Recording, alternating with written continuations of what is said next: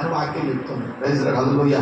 గమనించిన ప్రియమైన అంటే నీవు చిన్నమైన మార్గంలో ఉండు, నువ్వు ప్రార్థన చెయ్యి, నువ్వు దేవుని విజ్ఞాపన చేసినప్పుడు నీలో కలిగిన నీ మనసులో ఉన్న పాపము, ఆలోచనలు, తలపులు అన్నీ బయటకు వెళ్ళిపోతే అప్పుడు నీవు నీ ఇంటిలోని ముందు నీ హృదయంలోని కూడా ఆ దుష్ట క్రియలన్నీ బయటకు వెళ్ళిపోతే ఆ తర్వాత నీవు సంతోషించుదువు. Praise lord. చెప్పలు కొడుతూ ప్రభు నామాన్ని మహిమపడదాం. హల్లెలూయా, హల్లెలూయా.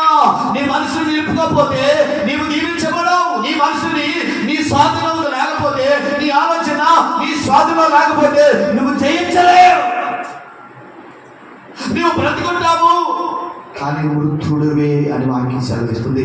నీ నీతి మురికి గొడ్డలైపోతే, నీ భక్తి మురికి గొడ్డలైపోతే, నీ ప్రార్థనకి జవాబు ఉండదు, నీ కుటుంబంలో ఆశీర్వాదం ఉండదు, నీవు చేసిన పనిని వర్తలింప చేయడం కింద మాట ఉంటుంది శాపం.